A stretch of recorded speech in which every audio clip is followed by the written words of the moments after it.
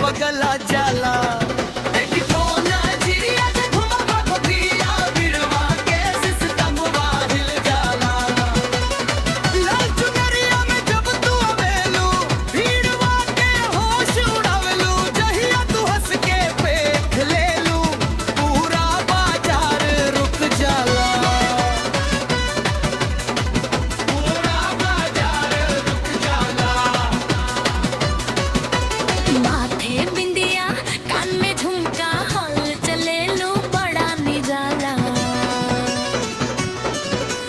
धीरे धीरे जब तुम मुस्कावे लो दिलवा हो जाला मतवाला।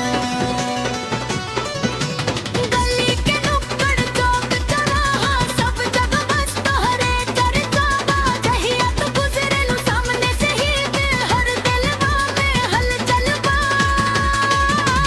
चूड़ी के छन छन पायल के रुन झुन माहौल में घोले मधुर धुन। तू जैसे ही रुक जाला पूरा चुनू।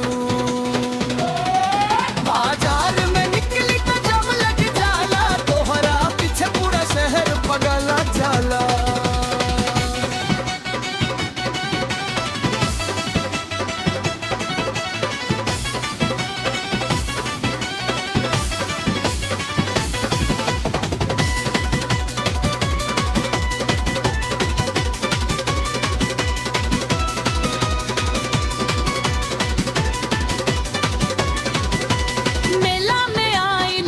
के संवर के लोग देखे लागल तक बंद के ना।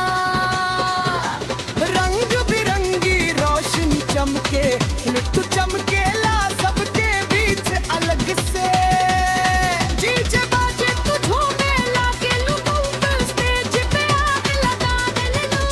तू के एक स्टेप पे और बोलेला वंस मोर के नारा दे लू। मोबाइल उठा के तोहरे डांस पे रील सजावे। दूसरे दिन पूरा शहर में बस तोहरे गाना के चर्चा छावे। रात जवानी मौसम रंगीन तू लागे लू पूरा डीपू। लाइट चमके कार जलावे रज बन गई लो ब्लड कस्टर सी।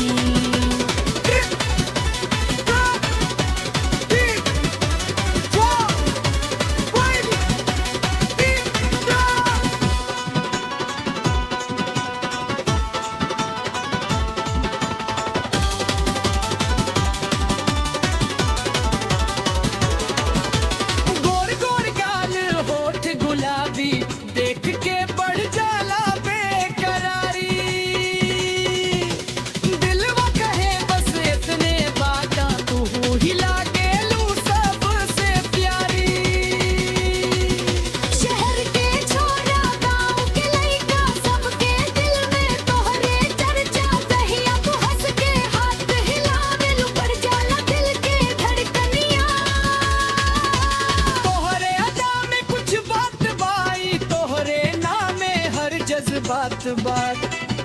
तू जैसे ही सामने आवेलू दिन अपना खास हो जाला।